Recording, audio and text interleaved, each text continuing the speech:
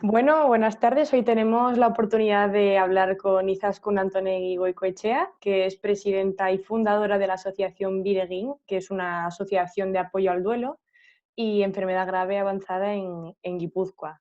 Muchas gracias, Izaskun, por haber aceptado esta entrevista. Ella es Gracias a ti, Amalia. Ella es enfermera por la Universidad del País Vasco y tiene un máster en cuidados paliativos por la Universidad de Barcelona, por el Instituto Catalán de Oncología.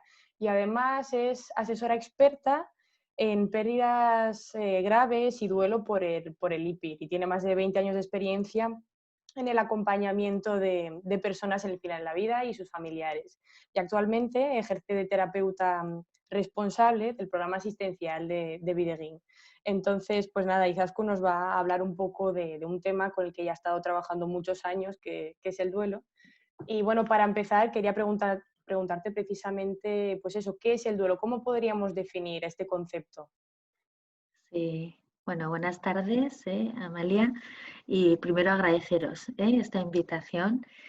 Mira, pues el duelo es compleja esta pregunta, que aparentemente no es como muy sencilla, ¿no? ¿Qué es el duelo?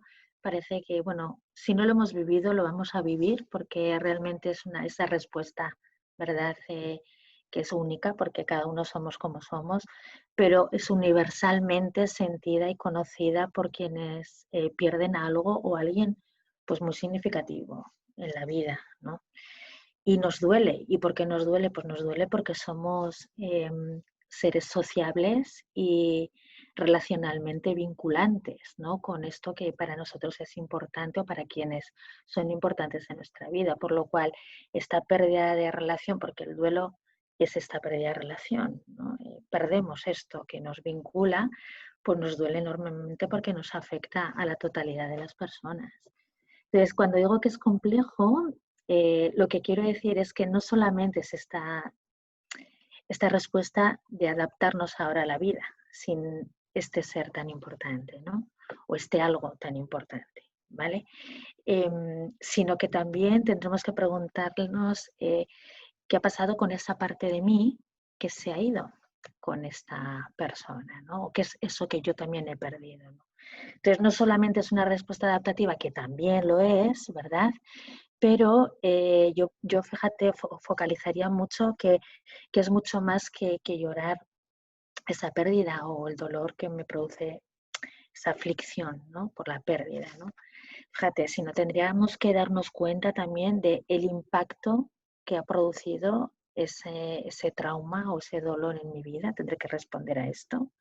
Tendré que responder o cargar de función también, fíjate, a todas las respuestas que voy a poner en marcha, ¿no? Mecanismos de afrontamiento para hacer frente a esta montaña de dolor, que tú y yo los vamos a hacer distintas, ¿no? Cada uno tal cual, ¿no? Como responde a esto. También tendremos que poner atención en la calidad de la relación de la pérdida, también. Y si estamos acompañando a alguien, pues tendremos que ayudarle a que explore cómo era esta relación también y sobre todo, bueno, pues finalmente cargar de sentido a todo lo que vimos, por lo cual ves que el duelo es un proceso eh, eh, que tiene su tiempo y su espacio. Claro, además bueno, es un poco quizá lo que comentas, que precisamente es complicado porque el duelo no es igual en todas las personas, cada persona lo vive de una manera diferente y que una misma persona puede vivir también duelos diferentes. Así Entonces, es. también puede ser que, bueno, que eso, hay duelos más complicados que otros, incluso duelos que pueden llegar a ser patológicos. Entonces, ¿qué factores dirías que pueden influir en eso, en que un duelo sea más complicado que otro o que llegue a ser, pues eso, patológico? Sí, bueno, desde el modelo de psicoterapia donde yo enmarco mis acompañamientos, ¿verdad? Es un modelo integrativo relacional de Alba Pallás, en el cual ponemos la mirada pues justamente integradora, ¿no? O sea, la mirada en lo que es la dimensión total de la persona y por tanto la dimensión del duelo, ¿no? Hablamos de varias dimensiones, no hablamos de fases, ya el modelo de fases digamos que es obsoleto ahora mismo, ¿no? Sino que hablamos de dimensiones del ser humano, ¿no? En este proceso. Entonces, desde este modelo no hablamos de patología del duelo. ¿Eh? Aunque indudablemente sí que nos puede llegar a enfermar y crear pues, patrones de respuesta que nos puede llevar a una patología, pero no el duelo en sí, ¿vale?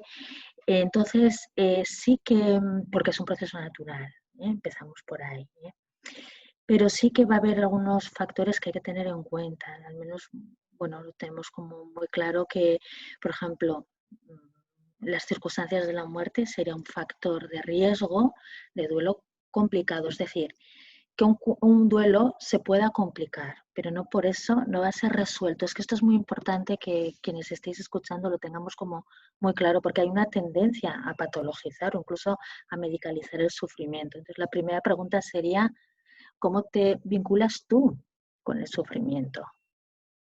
¿No? En general, con el tuyo, antes de ponerte delante de esta persona.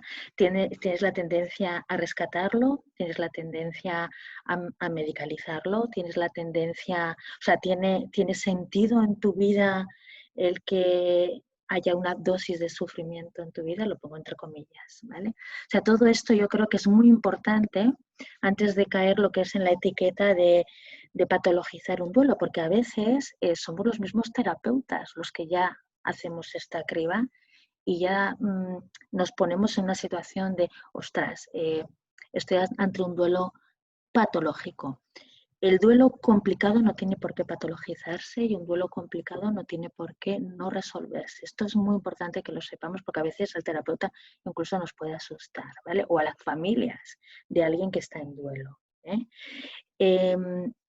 Un duelo es complicado desde el principio cuando es traumático, ¿no? Pues tú misma has mencionado, ¿no? Los duelos traumáticos, pues un suicidio, una pérdida múltiple, la pérdida de un hijo, que es, lo pongo entre comillas, a destiempo, porque biológicamente nosotros visualizamos que nos vamos a ir antes que nuestros hijos, ¿verdad?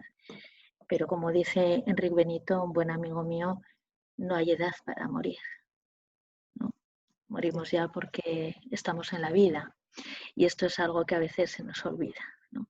Entonces, tener cuenta, de todas maneras, lo que decía, el duelo por un hijo ya va a ser complicado desde los inicios porque es un duelo no esperado, o sea, es una muerte que no esperas tener que vivirla, ¿no?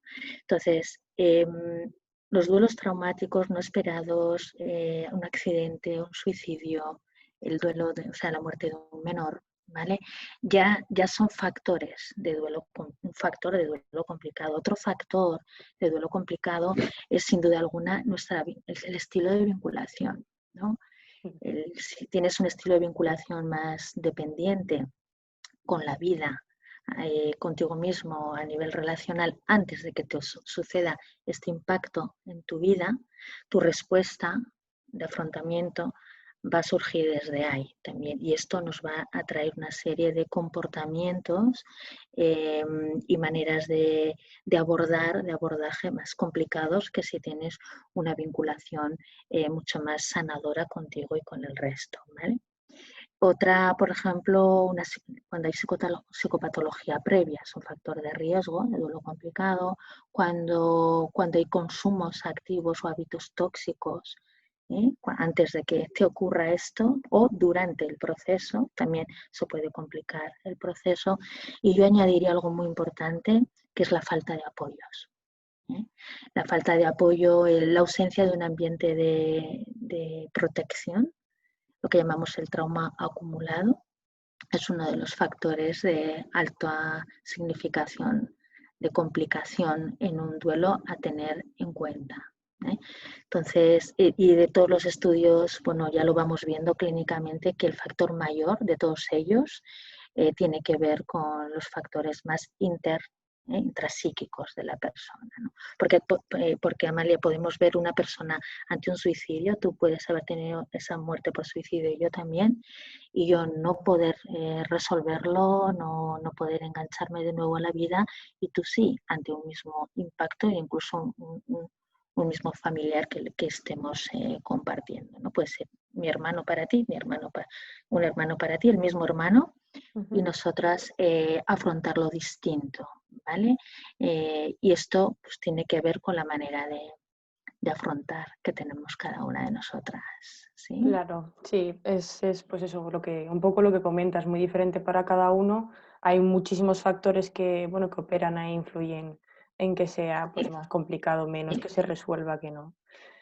así es. Y también comentar un poco el tema de la edad. ¿Eso es un factor o dirías que es un factor a tener en cuenta? Es decir, em, pasar por un proceso de duelo durante la infancia o durante la etapa Mm. adulta o incluso durante la vejez, ¿qué peculiaridades tendría así cada cosa que podríamos Sí, destacar? sí, podríamos estar 4 horas hablando de esto, María. Mira, está claro que lo que es el factor evolutivo, poniendo la mirada en la edad y también en la cultura, o sea, el duelo es transcultural y transgeneracional, o sea, afecta absolutamente a cualquier edad y en cualquier cultura, eso está clarísimo. Eh, Mira, los niños en la infancia,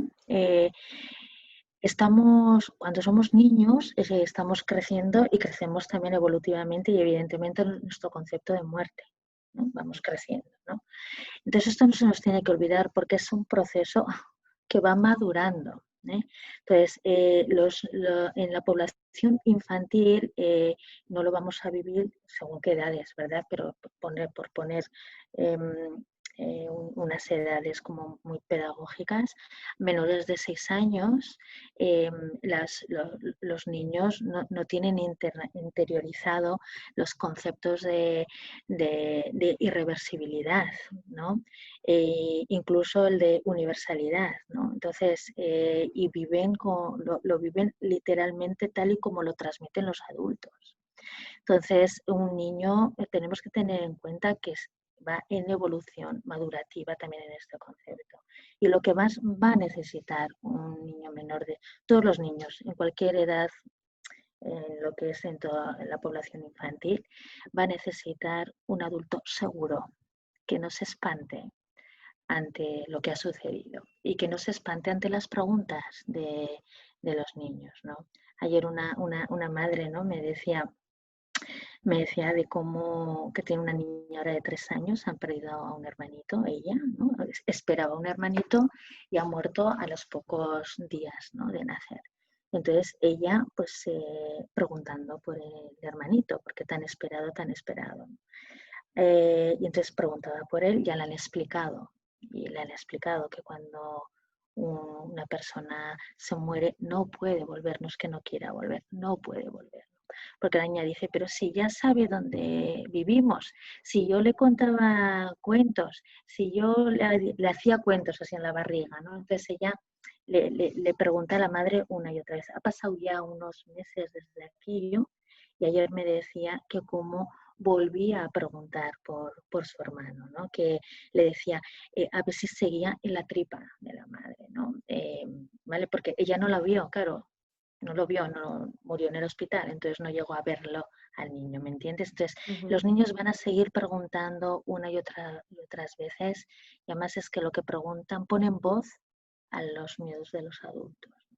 Entonces, lo que necesitan es un adulto que no se espante y que les dé seguridad. Yo siempre digo a los padres y a las madres que un niño primero necesita seguridad, segundo seguridad y tercero seguridad. Es lo que más necesita en esta vida, ¿vale? La persona adulta tenemos otro concepto de la muerte, ¿no? Sabemos que es irreversible, universal y que es permanente, ¿no? O sea, que es así. Y entonces tenemos otra manera de integrar la pérdida, que vuelvo a insistir, que depende también de los factores de psicopersonales, ¿eh? Y de los apoyos de cómo lidiar con esto. Y la muerte y el duelo en la vejez, la verdad es que tiene unos factores que tendremos que tenerlo muy en cuenta, porque eh, una persona cuando ha compartido toda una vida con un ser, un duelo en una persona de edad avanzada suele ser a veces muy desautorizado socialmente, ¿no? Porque es como lo esperable, es como que ya se están preparando para ello, parece que les tiene que doler menos, o ahí está, eh, preparación. Incluso también yo diría que hay personas en edad avanzada que justamente lo que les hace más difícil es vivir. Entonces, por un lado parece que es como lo deseable para algunas personas con un perfil dependiente y avanzado, y por otro lado a nivel social pensamos que ya están preparados, pero es un dolor muy silenciado. Mi experiencia es que lo llevan muy en silencio. Cuando se da una muerte en la familia aparece la culpa del superviviente en las personas de edad avanzada, porque se supone que son los primeros que están en línea de trinchera para salir de este mundo, y sin embargo siguen aquí cuando han perdido a un nieto o han perdido a un hijo. Entonces sufren muy en silencio esa pérdida. Imagínate la del nieto, sufren por el dolor del hijo que está sufriendo la pérdida de su propio hijo, y ellos porque se supone que era yo quien me tendría que ir, ¿no? Entonces yo diría que ante el duelo de una persona de edad avanzada, que no minimicemos ese dolor y que creemos espacios de comunicación para poder expresar lo que vive y con mucho contacto relacional. Con mucho apoyo, claro. Sí, importante. Bueno, comentar un poco bueno, un poco por partes. El tema de la infancia, comentabas que me parece súper interesante porque la mayoría de las personas igual lo que hacemos es tendemos a tratar este tema con, bueno, sobre todo con los niños, con los más pequeños, como un tema tabú, con el pensamiento de protegerles de eso, bueno, dejar un poco claro que quizá no esté bien, que no sería protegerle de nada, sino... ¿Tú qué opinas sobre Sí, este tema? bueno, es que das en el clavo en el sentido de que no es que sea el tabú solo, o sea, el comunicarlo a los niños, es que habría que preguntarse qué relación tengo yo como adulto ante esto, ¿no? Un niño siempre se va a mirar en los ojos del adulto que le acompaña. Si ve miedo, va a sentir miedo, no va a saber muy bien por qué, pero va a sentirlo. Si ve una persona bueno, pues que llora, va a preguntar, uy, mamá, ¿y por qué lloras? ¿No? Y al niño hay que decirle, a los niños hay que decirle, pues lloro porque hemos perdido al papá, porque el papá ha muerto, porque es que el echo de menos. Hay que hablar de esto, ¿no? ¿Por qué? Porque damos permiso al que el niño también llore. Ahora, es cierto que también tenemos que, no sé cómo decirlo, si de repente me desgarro un canal, ¿no? Porque pues me da una llorera tremenda, pues el niño se va a asustar, tenga la edad que tenga, ¿eh? Aunque hemos hablado de los menores de 6 años, pero de ahí para arriba igualmente, incluso un chaval adolescente, ¿no? Que además le puede producir hasta enfado de ver, ¿no? a una madre que no se levanta, ¿no? Ujú. Porque hay el riesgo es que los niños, hemos puesto el ejemplo de que han perdido al padre, ¿no? Entonces, imagínate un niño de 7 años que pierde al padre y que ve a su madre perdida en el dolor, que no tiene la culpa, la pobre mujer. Quiero decir que cada uno vamos a responder de ahí desde donde podamos, pero si estáis ahora ahí adultos escuchando, es muy importante que transmitamos esto del autocuidado del adulto para poder garantizar el cuidado infantil. ¿Vale? Muchas veces a mí en consulta, que me vienen muchas veces que a ver si puedo ver a los niños, yo primero siempre digo, bueno, primero los padres. Y es verdad que cuando reforzamos este proceso, ¿no? De trabajar el duelo, de ponerlo delante, de hacerle caso, ¿vale? Los niños empiezan a notar estos cambios porque la figura del adulto la tienen ahí y no perdida en el dolor, porque si no el niño pierde al padre y a la madre emocionalmente que no está presente. Entonces los chavales siempre los menores siempre lo primero que nace en ellos es ¿qué va a ser de mí ahora? Pero que no es distinto al adulto. El adulto también nos hacemos esta pregunta, ¿qué va a ser de mí ahora? Entonces, el niño, claro, está mirando por su supervivencia, quién me va a llevar al cole, quién me va a dar de comer, con quién voy a vivir ahora, quién va a estar ahí para mí, vamos a seguir jugando, voy a poder, claro, porque, y en la escuela necesita que se le trate pues igual que al resto. Sí que haya un referente, ¿vale? Una persona referente que de alguna manera el niño sepa que está ahí si necesita, ¿vale? Que le dé cierta contención, Pero date cuenta que los chavales en la escuela, su contexto no ha cambiado en la escuela, lo que ha cambiado es en la casa.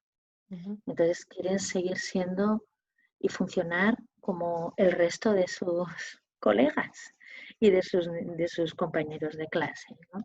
Entonces, realmente la manera de cuidar a los chavales es cuidándonos a nosotros mismos, los adultos, muy importante. Y luego, claro, hay que estar atentos porque es verdad que puede que haya niños que, bueno, que de hecho los hay, que también van a necesitar un soporte, ¿no? Muchas veces lo vemos cuando ya traen de antemano, antes de esta pérdida, pues algún tipo de comportamiento o conducta que ya como padre o como madre ya lo sabes, ¿no? Ya ves como, uy, esto, ¿no? Como que se sale un poco de lo que conozco o lo esperable que tú conoces a tu hijo.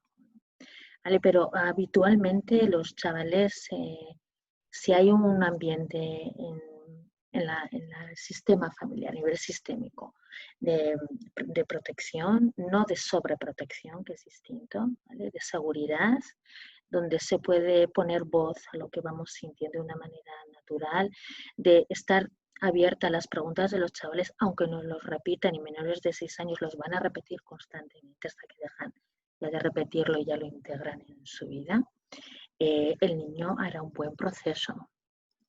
Es así, porque también tenemos que recordar, Amalia, que es verdad que la mayoría de las personas atravesamos por los duelos vamos bien, tenemos capacidad de afrontar la adversidad y con apoyos que no me enjuicien, que respeten un poco los ritmos, que tomen la iniciativa alguna vez para ayudarme pues no sé, en las tareas de casa, en las compras, en el cuidado mío de los menores o de los mayores. De alguna manera, con esa red, los adultos transitamos por las pérdidas de una manera muy adaptativa.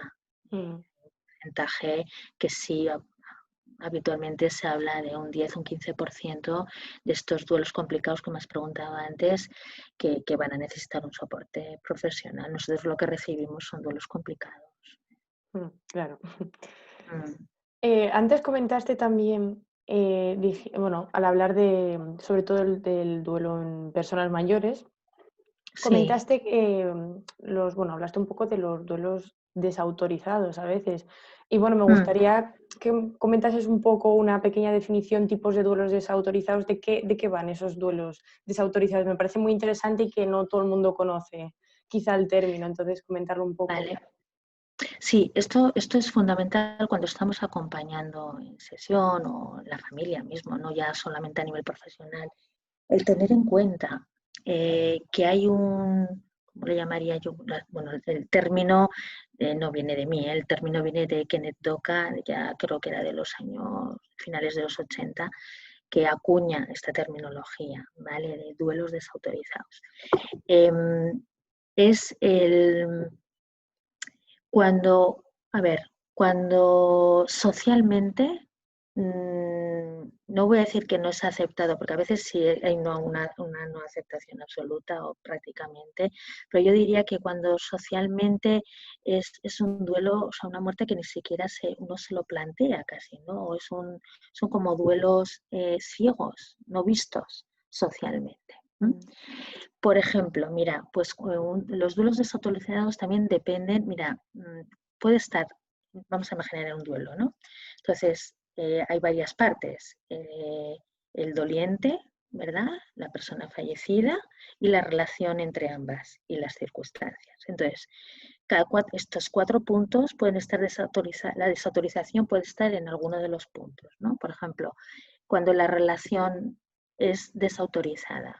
Un ejemplo, pues por ejemplo cuando ha muerto un ex o una relación no vista de cara a la sociedad, ¿no? Una relación clandestina, voy a ponerte, ¿vale? Ahí yo tengo una relación con alguien que todo el mundo piensa que es mi amigo, y resulta que es mi pareja, pero él tiene otra vida, nadie sabe de esto, fallece él y claro, de cara yo a la sociedad, pues me van a dar un tiempo en el que, bueno, pues sois amigos. Entonces es como, aquí hay como una escala, ¿sabes? Como que si es amigo duele menos que si es pareja amante, duele más, o si es hijo duele más, o si es abuelo duele menos. O sea, es un poco la escala social que añade un dolor, es un dolor, un duelo añadido a tu propio duelo, porque además lo tienes que llevar silenciado y también clandestinamente tu duelo, por lo cual eso ya va a ser ya un duelo complicado desde el Mm, inicio, por ejemplo, ¿vale? Ahí te he puesto el ejemplo de la desautorización de la relación. El otro punto, por ejemplo, es cuando la desautorización, lo que está desautorizado es la persona que ha fallecido. Pero puedes decir, ¿cómo puede ser esto?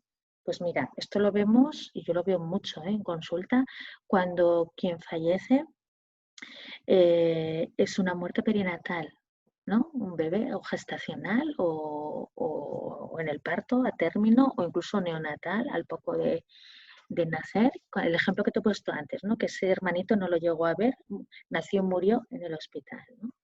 Entonces es como pues este tipo de frases de, bueno, menos mal que te ha pasado ahora y no más tarde, o no te ha dado tiempo a conocerlo, y tú no tienes ni idea de lo que ha supuesto para esta pareja, primero el quedarse embarazados. Por ejemplo, otro duelo desautorizado, teniendo en cuenta esto, son todos los tratamientos de fertilidad que acaban, o sea, que no llevan en la transferencia a quedarse, ¿no? Embarazados o hay un aborto tras aborto tras aborto. Esto se lleva silenciado de una manera tremenda. Otro duelo desautorizado en fallecido es una persona mayor, lo que tú antes me has preguntado. Una persona mayor cuando muere es lo esperable. Entonces parece que te tiene que doler menos si muere tu abuela, ¿no? Que otro ser. Y tú no sabes, quizá para ti tu abuela ha sido tu madre, tu referente en la vida, y es lo que más te duele más que si muere, voy a decir, algo así, ¿ves? Algo que parece desautorizado, parece, ¿no? Que te puede doler más que tu madre. Esto que acabo de decir yo ahora es totalmente desautorizado. Alguien me puede decir, hala, venga, es desautorizado, pero es porque tú no sabes lo que hay ahí, ¿no? ¿Vale? No lo sabes. Entonces, si eres un terapeuta, un profesional que estás acompañando, hay que acogerlo en su totalidad, sin ese juicio, sin ese filtro, ¿vale? Entonces, hemos hablado de la desautorización de la relación, del fallecido, el doliente. Cuando el doliente es el desautorizado, pues por ejemplo en una persona con demencia o incluso con los niños. Otra duelo desautorizado es en el contexto de la toxicomanía. Es como que, bueno, pues eso lo ha buscado, ¿no? mm. Pues si está enredado en las drogas, eso lo ha buscado, ¿vale? Y luego las circunstancias de la muerte, que el top 10, vamos a decir, de la desautorización social en una circunstancia de muerte es el suicidio. Entonces, entre otras, pero yo lo pondría en el top 10. Entonces, esto ya hace que el punto de partida ya es un duelo complicado. ¿Sí? Es un tema solo del duelo de la desautorización, Mm, que es muy importante que los profesionales lo tengamos en cuenta y no contribuyamos a añadirles nosotros dolor. por supuesto, claro. Porque si lo desautorizamos nosotros, la relación terapéutica no va a fluir y no va a ser un buen proceso terapéutico. Sí, sí, no, totalmente de acuerdo. Además, bueno, estás comentando algo que también llama mucho la atención y es muy interesante, que es bueno, lo que está aceptado socialmente, lo que no. Y entonces estamos hablando ya de personas que rodean al doliente. Entonces, otra pregunta que yo creo que está un poco relacionada con esto es, bueno, una pregunta que nos hacemos todos al fin y al cabo: ¿cómo ayudo yo a una persona que está pasando por este Sí. proceso de duelo, que nunca sabemos qué decir? Es una situación súper incómoda, súper, bueno, que acarrea mucho sufrimiento. Entonces, ¿cómo podemos ayudar a alguien que esté, bueno, a un amigo, a nuestra pareja, a quien sea, que esté pasando por un Sí, duelo? qué buena pregunta, Amalia. Qué buena pregunta. Mira, acompañar al final, al cabo, en el duelo estamos acompañando en el sufrimiento, ¿sí? Y acompañar en el sufrimiento nos va a vincular, no nos deja al margen, ¿no? Si no, no estamos acompañando. Estás mirándolo o lo escuchas o te da pena, pero estás así. Cuando acompañar significa realmente estar ahí al lado. Pero fíjate, tampoco atrás ahí como empujando, ¿vale? Sino al lado, acompañar es ir al ritmo de esta persona y nos va a vincular eh, personalmente. Entonces, es lo que antes te he lanzado la pregunta, ¿no? ¿Cómo te vinculas tú con el sufrimiento antes de que te llegue, ¿no? Y de esa manera vas a responder. ¿Eh? Es distinta esta pregunta si me la haces, bueno, los matices son los mismos, pero si eres profesional hay que tener en cuenta el proceso del duelo, ¿vale? Si quieres podemos focalizar primero a nivel de calle, de lo cotidiano, de cómo acompañar a mi pareja, a mi hermano, a mi madre ante un duelo. Bueno, pues respetando muchísimo las necesidades relacionales que profesionalmente nosotros decimos que transfiere la persona, ¿no? O sea, ¿qué es lo que me está realmente queriendo transmitir esta persona cuando me cuenta, ¿no? El dolor que tiene? Yo, tanto a profesionales como no, os diría que no os perdáis en la narrativa, que hay que tener en cuenta, sobre todo si es profesional, pero sino que realmente qué te quiere decir la persona cuando te dice me duele la vida, ¿no? No puedo con esto, no. Pues que realmente, o sea, te está eligiendo a ti. Eso es lo primero. Nos tenemos que ser conscientes que te está eligiendo a ti para poner esto ahí a tus pies y a ver tú lo que haces con esto. Entonces, hay un concepto muy importante que es el de sintonía. Es como, y esto lo vamos a entender muy bien cuando pones la radio, ¿verdad? Que acabas ahí como queriendo sintonizar, ¿no? Que se oiga bien, pues es esto, sintonizar con la persona, ¿no? Entonces, en el día a día, escucha, o sea, escucha, no te canses de escuchar, que esto es difícil, son con 100 personas. Escuchar, no espantarse, no enjuiciar, ¿vale? No tener prisa, esto es muy difícil cuando la persona que está en duelo es alguien a quien quieres o quien convives, porque es como que, como que necesitamos recuperar a este ser tal y como era antes y no perdido en la tristeza o en la rabia o en la culpa o lo que fuera, ¿no? Entonces, no tener prisa en el proceso, confiando en el proceso, ¿vale? Esas son pautas como muy claras y después muchas veces es necesario tomar la iniciativa, preguntar directamente, ¿no? O decir humildemente, o sea, no sé cómo hacerlo, pero realmente, o sea, estoy aquí, hazte cercano, toma la iniciativa. A veces llevar unos tuppers con comida puede cambiarle el día a la persona que está en duelo, por ejemplo, algo tan sencillo, ¿vale? Y estate disponible, respeta los ritmos, ¿no? Nos tenemos que dar en cuenta que los afrontamientos son muy distintos. Y hay veces que sí que se va a necesitar un apoyo profesional, muchas veces con las parejas, con pérdidas de hijos, conviviendo juntos. O sea, los afrontamientos son tan distintos que a veces las parejas no se encuentran porque cada uno está en su dolor, ¿no? Entonces, a veces es como importante encontrar como un espacio neutro y objetivo donde las personas se encuentran y hablan enfrente una del otro. Esto me pasa a mí muchas veces en sesiones. Y a nivel profesional tenemos que tener en cuenta que hay varias dimensiones del duelo. O sea, hay un mito del duelo que muchas veces lo vemos entre profesionales y es una iatrogenia para mí terapéutica muy clara, que es como pensar que hacer el duelo, resolver el duelo es escribir una carta de despedida. Y esto todavía se sigue haciendo, ¿no? Por ejemplo, ahora en el contexto del COVID, ¿no? Pues escríbele una carta de despedida, ¿no? Y porque no se ha podido despedir o lo que fuera con este ser querido, ¿no? Eso no es hacer el duelo. Eso es una manera de quizá que ayude a una ventilación emocional para que tú puedas, ¿no? expresar esto que igual quedó sin ser elaborado ni compartido ni escuchado por el otro, ¿no? Pero eso no es hacer el duelo. Entonces habrá que respetar mucho las respuestas de las personas, tener en cuenta que detrás de cada conducta siempre hay una función psicológica. Es que va todos los días al cementerio, me decía el otro día una. Y estaba muy preocupada porque su madre iba todos los días al cementerio, ¿no? Entonces quizá nos tendríamos que preguntar qué hay en este ir, en esta conducta, ¿no? ¿Cómo es este ir allá? ¿Qué es lo que ocurre cuando va allá? ¿Y cómo queda después de estar allá? Todo esto hay que tener como muy en cuenta, ¿vale? Antes de enjuiciar nada. Entonces, indagar y sintonizar con lo que se nos presenta es muy importante, porque es que es muy fácil como enjuiciar esto, ¿no?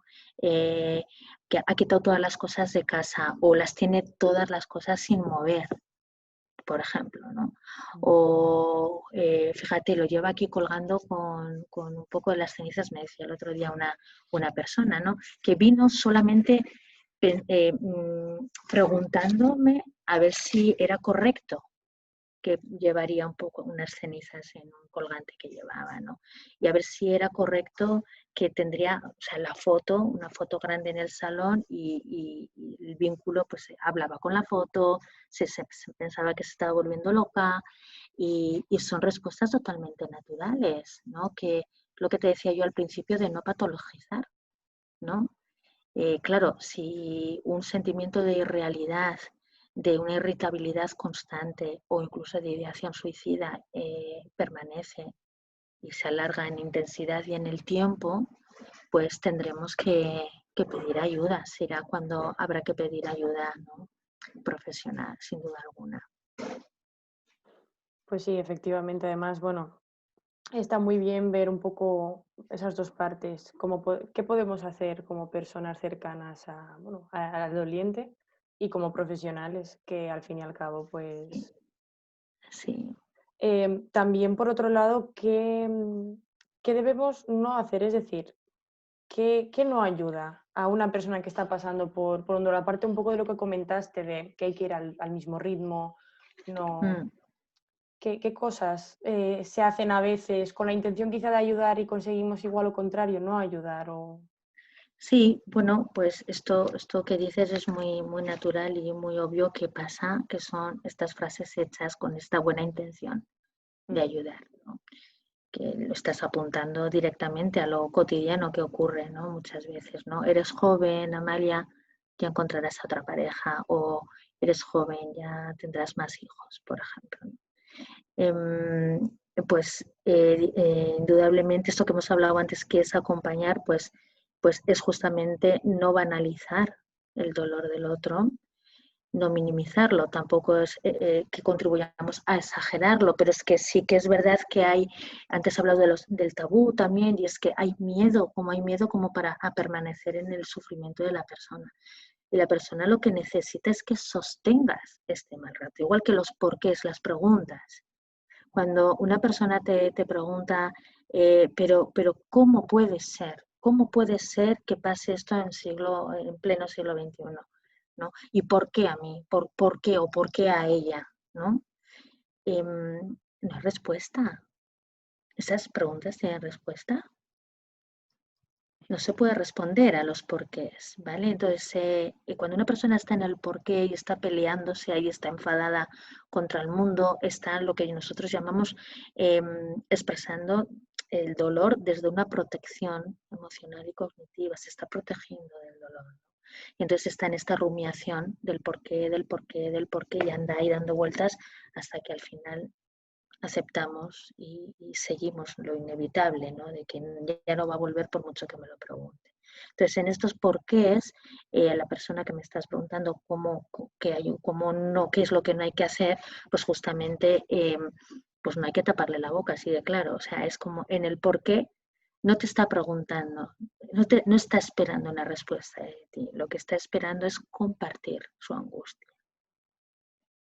Entonces, lo que nos pierde cuando acompañamos, que yo lo resumiría en esto, es la ansiedad de la respuesta. ¿Y qué le digo? El otro día una médico, una estudiante de medicina, me decía, es que me pongo delante y se me rompe el corazón cuando me viene un paciente que me llora en la consulta, ¿no? y que lo primero que ella pensaba era, y que le digo efectivamente, y que le digo, y que le receto, y que le, ¿no? Como que tenemos que hacer algo. Y sé que es como un poco revolucionario lo que va a decir, pero es que no tenemos que hacer nada. O sea, justamente el tener que hacer, de rescatar, no, porque lo complica enormemente. Estate. Pero claro, estate, estar con esa presencia, ¿no? Mm. ¿Vale? También hay veces que hay que poner los límites, porque también nos vamos a encontrar con personas con un perfil como muy victimista, ¿no? De la vida también, ¿no? Y es verdad que son personas que pueden cansar enormemente a quien acompañan. Nos podemos agotar en acompañamiento como siendo familiar y siendo profesional, pues sabemos poner los límites, pero como familiar es muy difícil esta parte, ¿no? Entonces también tú, si estás como cuidador principal de alguien que está sufriendo, que está en el final de vida o que está en un duelo, también cuídate y también ten tus propios apoyos para luego poder sostener el sufrimiento del otro. Pero no banalizarlo y no juzgarlo sería una de las claves más importantes y no perderte en la ansiedad de responder. Claro, y además, bueno, el hecho de pedir ayuda también muchas veces nos queda igual un poco en el aire porque es un paso muy importante, sobre todo cuando se está sufriendo mucho, y muchas veces nos hacemos pues la pregunta de ¿a quién le pido ayuda? ¿Cómo? ¿Cuándo? ¿Cuándo sabes que necesitas pedir ayuda? Eso muchas Mm, veces por no pedir ayuda quizá pues... sí. Yo creo, fíjate Amalia, yo creo que sabemos cuándo tenemos que pedir ayuda. Otra cosa es que lo hagamos o qué significa para ti pedir ayuda. mm, ¿No? Hay personas que, a ver, cuando tú pides ayuda estás mostrando tu vulnerabilidad, igual que cuando lloras o expresamos la vulnerabilidad. Y no siempre todas las personas estamos como dispuestas a mostrarlo porque muchas veces la vulnerabilidad puede ser sinónimo de fragilidad, ¿no? O de alguien blando o alguien joder, que hay que ser más, que hay que tener más, no sé qué, así, como más anclaje en la vida, ¿no? Y eso es otro de los mitos, ¿no? O sea, la persona que realmente pide ayuda es la persona más responsable con su propio autocuidado.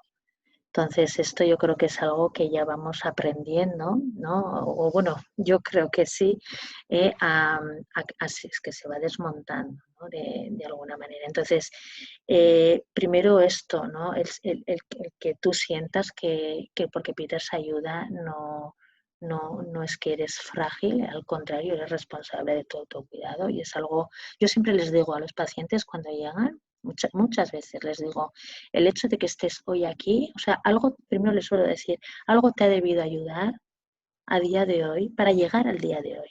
O sea, ya date cuenta que algo ya te ha debido de ayudar y se quedan como pensando, ahí va, ¿no? sí. Ahí yo ya estoy como validando, ¿sabes? Y ayudarles a que ellos mismos se empoderen desde sus propios recursos. Y la segunda, les digo, el hecho de que estés aquí ya es más de la mitad del camino, porque tú misma ya te estás comprometiendo con tu propio autocuidado y esto es ahora lo más importante que hay que hacer, ¿no?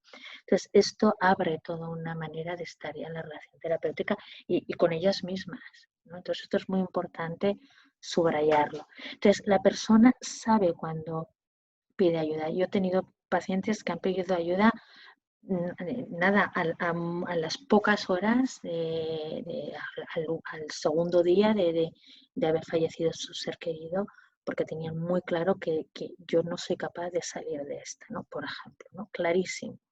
Mm. Otros, bueno, esperan, se dan esa licencia porque, bueno, confían en estos recursos propios, se dan su espacio y luego ven que, ostras, esto va a peor.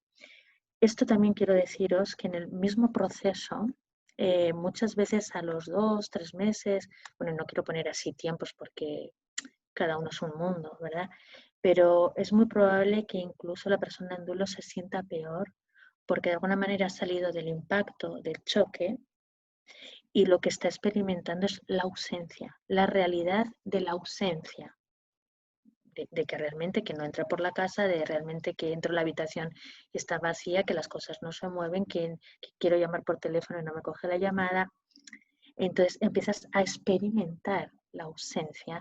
Entonces el sentimiento y las sensaciones fisiológicas, emocionales, conductuales, son como más agudas y crees que estás peor.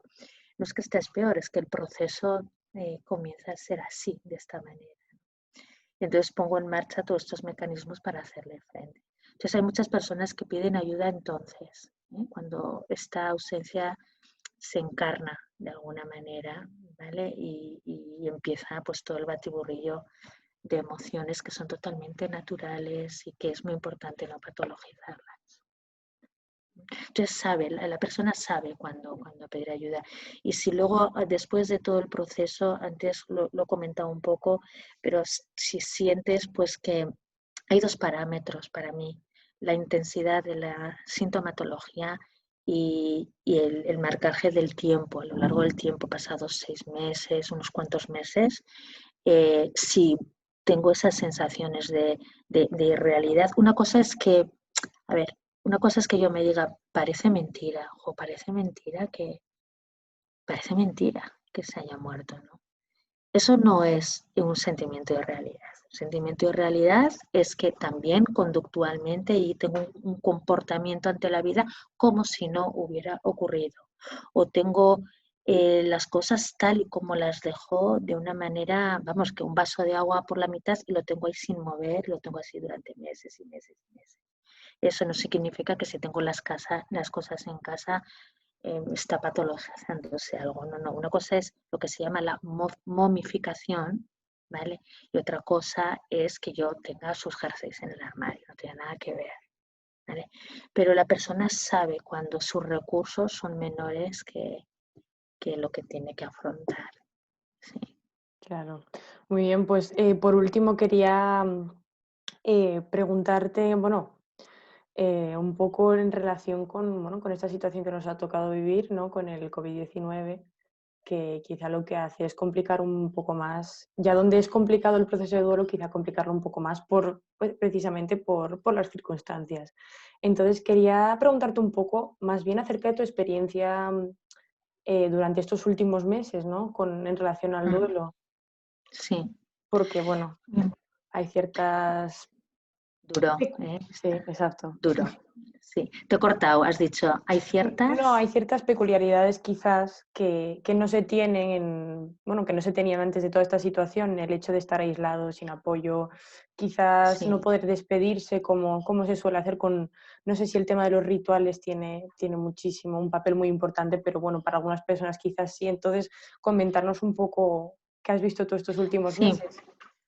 A ver, es cierto que es un duelo como, bueno, me ha gustado como lo has dicho, peculiar, pues porque las circunstancias no han sido nunca vividas mm, en calibre, porque ha sido a nivel mundial, o sea, en calibre, ¿no?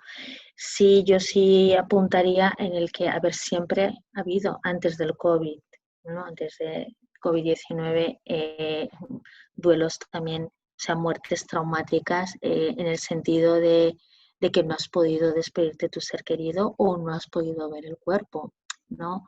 En casos de desapariciones o en casos en que tú misma has decidido no ver el cuerpo de tu ser querido porque quieres recordarlo de otra manera, ¿no? Que es una respuesta que muchas veces también vemos, ¿no? Y se han dado circunstancias en las que no nos hemos podido despedir también, ¿no? Antes de la COVID. Dentro del contexto del COVID, yo ahí lo que sí añadiría que es como peculiar es la ausencia del apoyo social, la respuesta del luto, no del duelo. O sea, el duelo es el proceso que hago yo, pero el luto es esta respuesta social o hacia la sociedad. Entonces, tal y como hasta ahora la hemos vivido, que eso tampoco quiero decir que no se haya vivido. Entonces, sí hemos estado cada uno en nuestro confinamiento, pero, o sea, sin recibir este apoyo que hasta ahora hemos tenido como respuesta en los tanatorios, en los velatorios, en el después, cada uno dentro de su tradición espiritual, lo que fuera, tal y como lo hemos vivido. Pero eso no significa que hayamos estado aislados relacionalmente, porque realmente esto que he dicho al principio, que somos seres profundamente sociales y relacionalmente y afectivamente vinculantes. Esto es innato en el ser humano y como mamíferos que somos, innato. Entonces, vale, que no nos dejan, lo pongo entre comillas lo de dejar, con mucho respeto a quien esté escuchando, que no nos dejan hacer esto, pues buscamos el plan B. Y es lo que hemos estado haciendo. No nos hemos podido despedir de la manera que nosotros queríamos con nuestro ser querido y hemos buscado el plan B. Digamos que los profesionales sanitarios han sido los puentes emocionales con la persona que estaba en la UCI y que iba a fallecer, ¿vale? Y el familiar que estaba en el exterior que no podía entrar, y los sanitarios han sido este puente relacional vincular, ¿vale? Y a nivel de respuesta social, pues luego hemos utilizado otros medios como este que estamos utilizando ahora, como el salir a los balcones a las 8 a aplaudir y encontrarte la calle, como me contaba una persona a mí, llena de velas, sabiendo que su ser querido había fallecido, y como otra persona en el balcón de al lado pues se puso a cantar y a recitar, ¿no? En homenaje a este ser, ¿no? Otra persona también me decía que en el pueblecito donde estaban, que las personas empezaron a sacar fuera sábanas con un crespón, ¿no? Y unas velas. Y bueno, pues que hemos sentido el calorcito de la sociedad de otra manera. Y luego cada uno ha ido haciendo sus rituales privados, ¿vale? Ahora sí que hay factores que sí que apuntan a lo que llamamos nosotros factores de trauma. Porque una situación, Amalia, puede ser difícil, pero no tiene por qué convertirse en un trauma, en algo traumático. Una situación difícil no tiene por qué ser un trauma para toda tu vida, ¿no? Entonces sí que hay factores, y hay algunos que sí que van asociados a este contexto del COVID, que tiene que ver, y también vuelvo a insistir, también dependiendo de la percepción de la persona doliente. Por ejemplo, si crees que tu ser querido ha sufrido, ¿vale? Lo va a complicar más tu proceso de duelo. Si crees que se podía haber evitado, ¿no? El contagio o la muerte, ¿no? Y la falta de apoyos en el momento del impacto de la muerte para tu ser querido o para ti.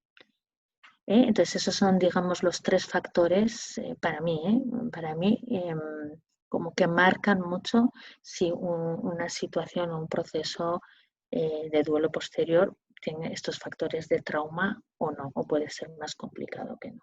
Y bueno, pues coloquialmente, o sea, yo lo estoy viendo que estos factores sí que están ahí presentes, y vuelvo a insistir, pues serán tareas de duelo a abordar, que no por eso no significa que esta persona no vaya a hacer un buen proceso de duelo, lo hará bien y saldrá para adelante, claro que sí. Bueno, pues nada, es que todo lo que estás comentando bueno, es que es real, es de la vida, ¿no? Sí. Entonces, yo las preguntas que te quería hacer, pues ya hasta aquí. No sé si quieres comentar algo que no hayamos comentado, alguna reflexión que quieras aportar o algo, porque sí que es verdad que es lo que comentabas, estaríamos hablando horas y horas de este tema que tiene, bueno, muchísimo donde sacar y bueno, es que es súper complicado pero a la vez Sí. interesante, claro.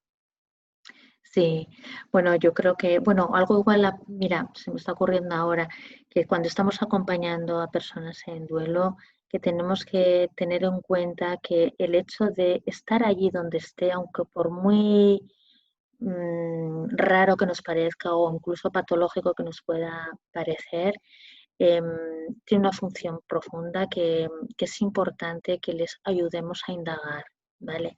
Y a responder, pero que estar ahí para esta persona tiene un sentido. Y el que esté ahí ahora no significa que se va a quedar ahí siempre cronificadamente. Entonces lo que le vamos ayudando es a desmontar de alguna manera estas protecciones a su ritmo, haciendo que la persona se vaya respondiendo por qué, ¿no? Por qué no habla de ello, por qué evita ir a ciertos lugares, ¿vale? No es porque sí, ¿no? Entonces ayudar en esto y tener muy en cuenta de que tiene un sentido estar ahí.